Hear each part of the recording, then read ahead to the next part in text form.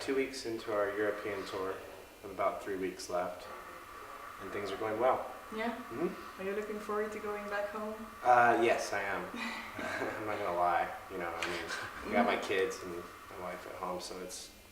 I mean, especially my 5-year-old daughter. It gets progressively, worse every time I leave. So that's something. I'm missing her 5th birthday. She's gonna be 5 in 3 days. So more sad for her than it is for me. But it sucks.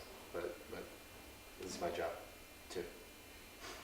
I understand, and that's one of the questions that I wanted to ask. Has it become a job, or is it still something that has love and passion in there? Well, it's always been a job, but because we make money doing it. But it's like if you think about it, like if you think about people that work in like cubicles, from 8 to 5 all day or something like that, and they're stuck in that box, or if you have to wear like a suit or something like that. This is the easiest job in the world, I guess. It's more of a career choice. A job is something you just hate getting up to do, like you were saying. But this is what we chose to do for our, with our lives as a career. So you can only hate it so much. We're gone this long, but it's like when you're home. You have to just chill for a while, and it's great. I guess it's different, right? If you're home for a long time. Yeah. That's true, and but when you're on tour, it's like you're in a bus with. I mean, it's a nice bus, but it's small, according to how many people are on it. You know what I mean? So there's 14 people, and you have to learn to make that work somehow. So I guess that's probably the hardest part of touring. Yeah, it's 2 bands and crew, and it's always moving. Yeah. And everybody sleeps right by each other, so. Basically, when you're working this job, it's 24 hours a day. Yeah, I know what you mean. Yeah. I was on my first tour ever a couple of months ago, so yeah. I kind of know what you mean. It stinks and it's awesome. But yeah, it's always a job, but it's like I said, it's something we chose to do, which is nice. Yeah. Well, I was a bit. I don't know if scared is the right word, but the Feel Good record. I mean. It didn't really make me feel good. It made me feel sad. Good, it worked. Yeah. It's a contradiction. I mean, it's sarcasm. The title is obviously sarcasm. Yeah. To contradict the lyrics, I guess, is what the idea was. And plus, it's a phrase that is known worldwide that critics use when they call something the feel-good movie of the year or the feel-good TV show of the year.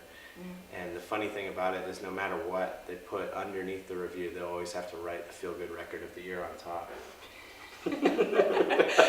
That was great. Yeah. I didn't even think of that actually, so that's a good movie. I thought another great title was High School Musical 3. That was one Tony came up with.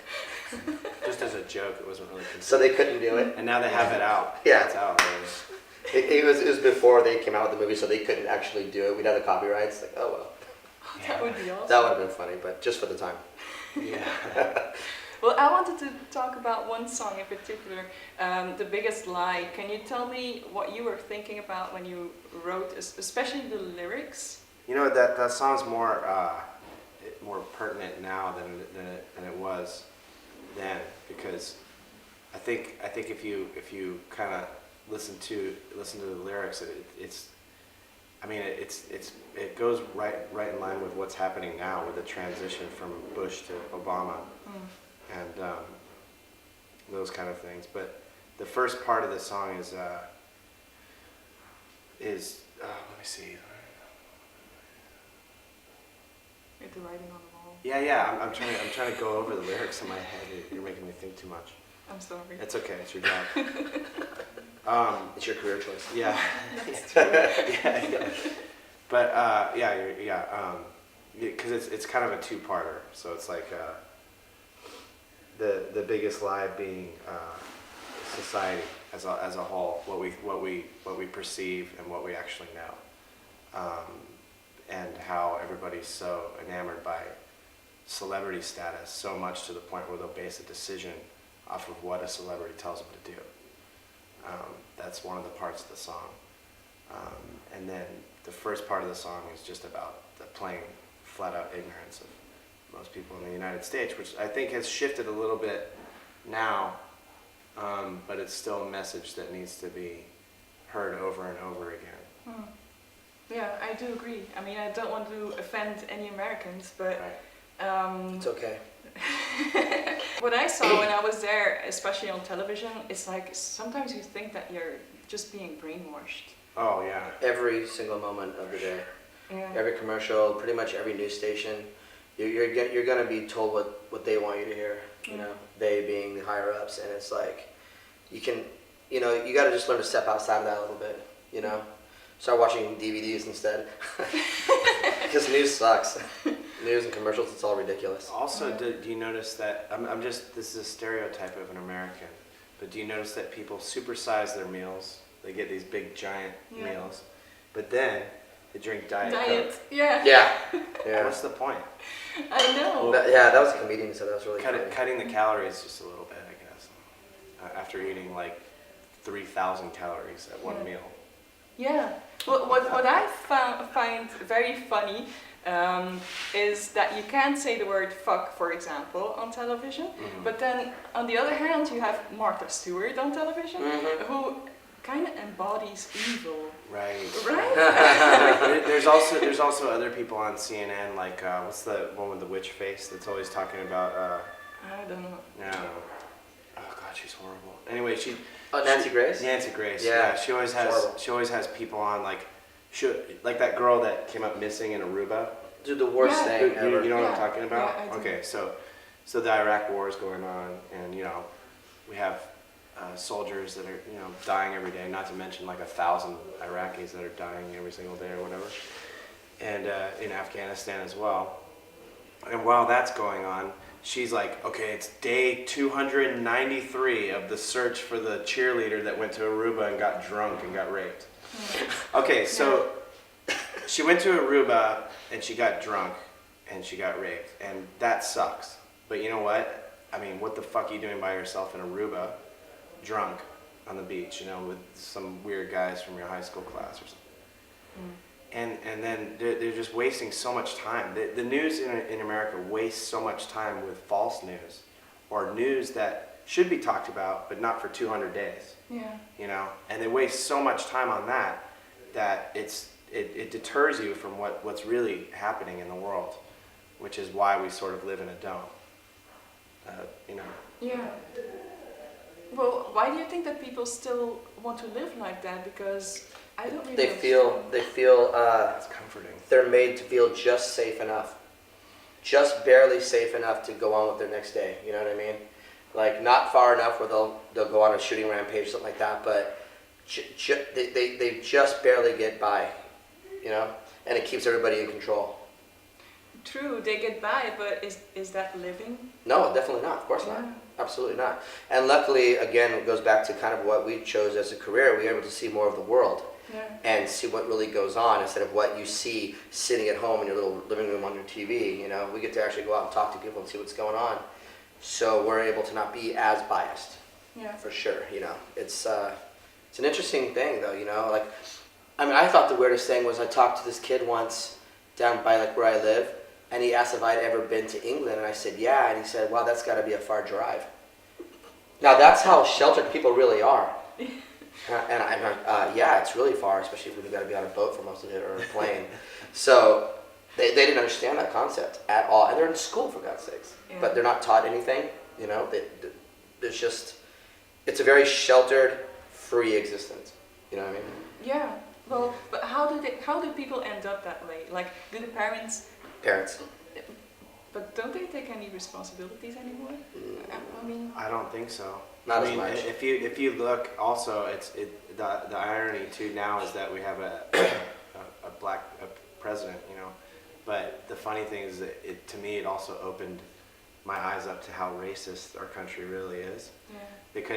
Because I didn't notice, but all these guys in Pennsylvania that were trying to make them lose votes, and it's just like I didn't notice until later. And then if you watch on some videos of McCain-Palin rallies on YouTube and the crowds coming in, you have 10-year-old girls saying that we're gonna have a monkey for a president and things like that, and they're making monkey noises, and you're like, and this is Denver, Colorado. Yeah. It's not like it's it's not like it's in the sticks. Yeah. It's Denver, Colorado. It's a major. It's a thriving community. Yeah, It's a it's a metropolis. major metropolis city. Yeah, I mean, so metropolitan city. Sorry. So yeah, it's crazy if you think about that. Just looking at that much ignorance, it's unbelievable. Can you, as Americans and as people, can you still have, I don't know if I should say have faith, or do you still have the courage to try to make a difference, or do you have something that you just don't caring anymore? I don't know. You know, that's an interesting question. And it's something I ask myself sometimes is, how does one person make a difference? And that's like, people say, oh, you got to vote and you have to, you know, that's pretty much the only way to get your voice heard, you know? But I think that we need to pull together as people.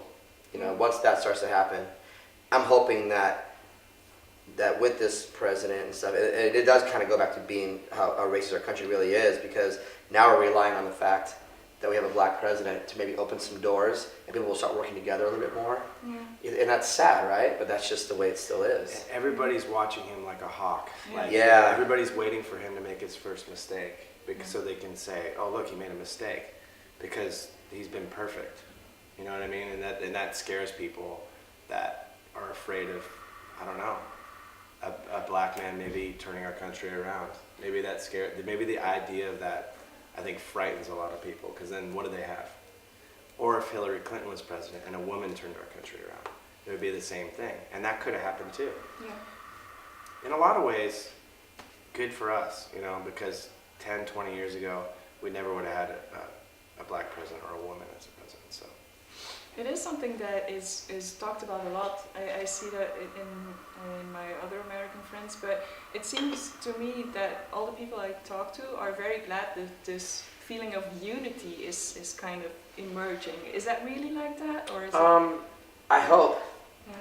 I hope so. I hope that people can start looking past that part of America, you know, and just start moving on as a people. That'd be great, you know. But I mean, I'm not going to put it all on this guy's shoulders. There's no way, because I mean, you're setting yourself up for failure. There's no way one guy is going to do it. I mean, hopefully it shows some advancement for us as a people, but I mean, he can't change all himself. He can't. Yeah. You know, and there's people who can't wait for the first 6 months, you know, or the first year to say, see, he's doing just as bad a job. Dude, he's in such a deep hole right now from the last administration. This poor guy's got a lot of work to do, you know, and it's going to take him a long time.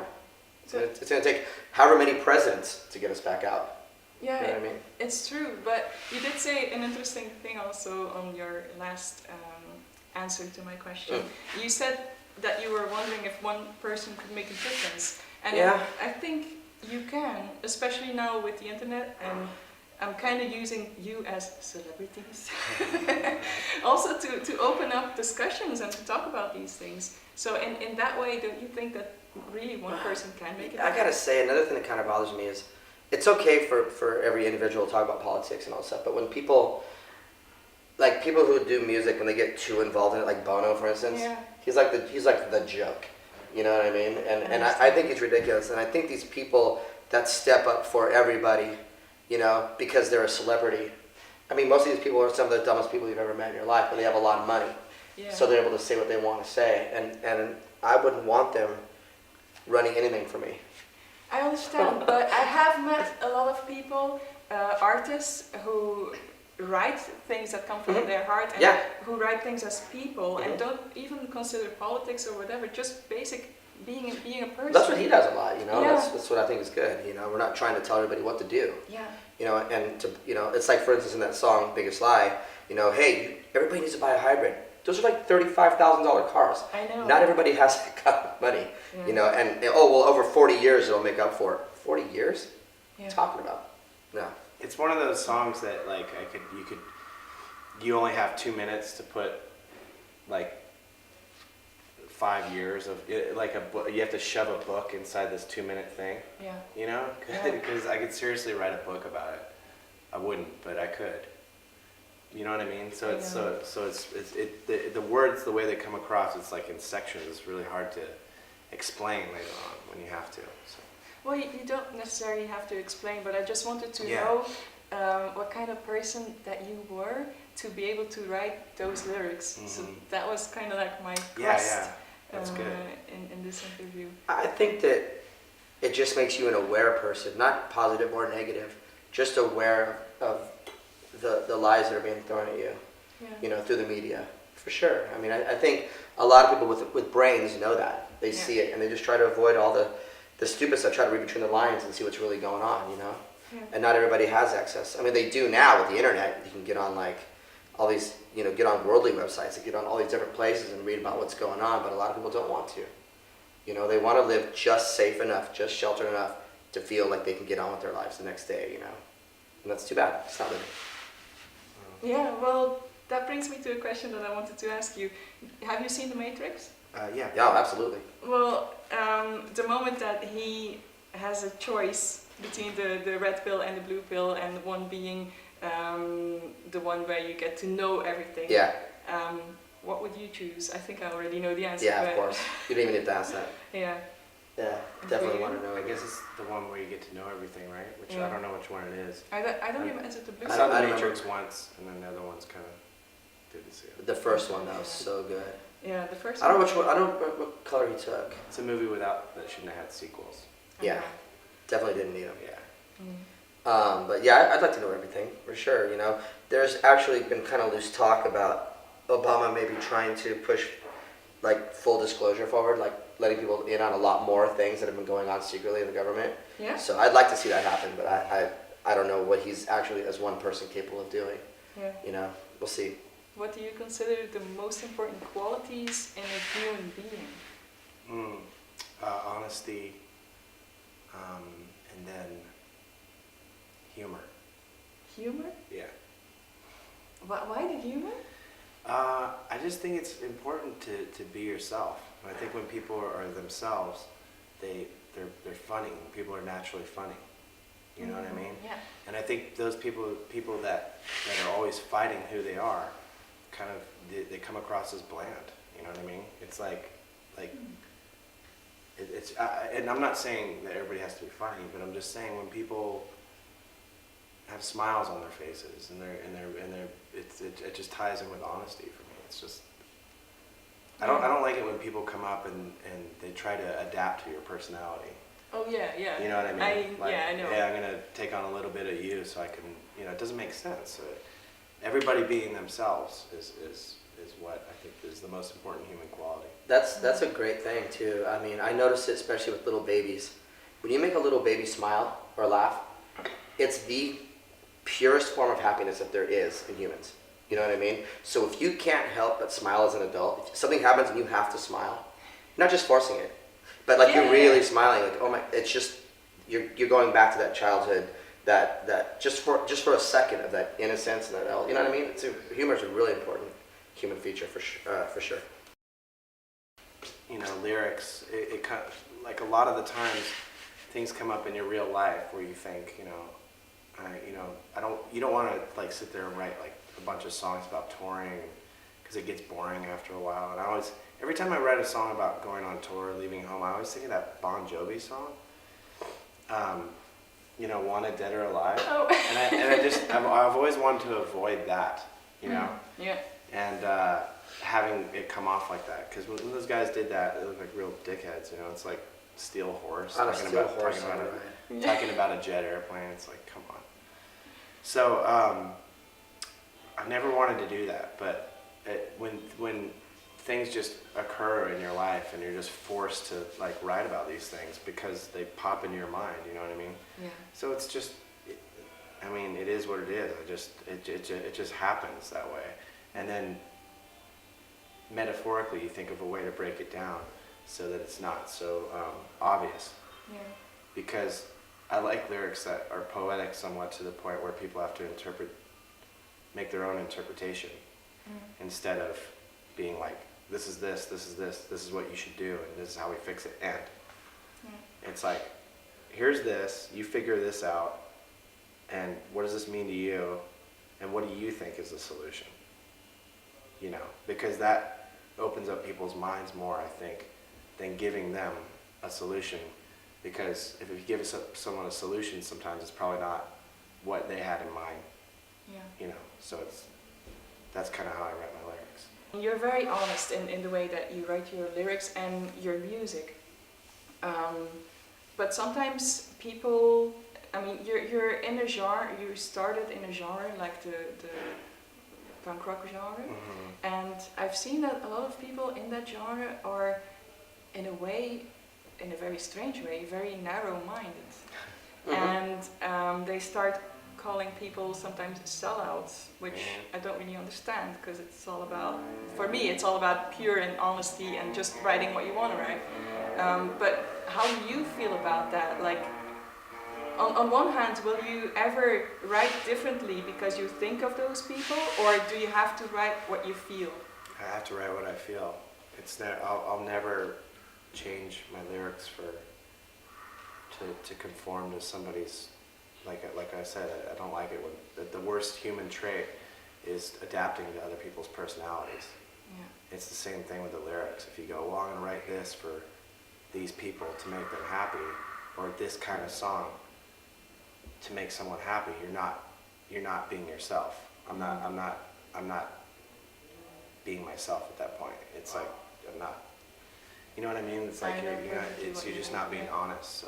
So I think that when writing songs in general, lyrics and everything else is honesty is great, because if it sounds forced, it's gonna sound contrived, and you're gonna know it. Like okay, I'll use a good example. Metallica. Metallica's new album. I listened to Metallica's new album, and I listened to it one time, and that's all I had to hear. And because everybody said, oh, it's Metallica, they're going to sound like they used to sound and stuff like that. How is that even possible? Yeah. They can't sound like they used to sound. They already did it. Yeah. You know what I mean? It's impossible for that to even happen. Yeah, actually, our guitar player is friends with our bass player, and he said there was no less than 6 people standing behind him constantly telling him how to do things. Oh. So the whole album's just a total lie. Yeah, and then I hear it, and I don't believe it. You know what I mean? You can hear that it's not. You just go, oh, I don't believe it. I just don't believe that they tried. So. I think that must be sad as a band to have to do that. Mm-hmm. Because they've totally lost their way if they listen to their fans too much, or their old fans. Yeah. You know? Yeah. We don't. Could you imagine 20 years of doing this and then changing because some kid said, "Hey, you don't sound like you did on the first album"? That'd be ridiculous. Yeah. You can't do that. We grow up and things happen in a certain way. Yeah, and also I think they miss an experience. I mean, people change, it's natural, so why shouldn't the music change? Yeah, you have to expand everything, everything that you do. I mean, and for us, it's now like decade to decade, so it's it's different, you know what I mean? Every time we do something, we try to be open-minded to make it as different as possible, you know what I mean? But if it sounds similar, then it sounds similar. That's just what we want to do. Yeah. Okay. Well, I want to thank you very much for having this conversation with me. Oh, it's cool. Thank you. It's really interesting. Yeah. And the best of luck on tour. Thanks. Thank you.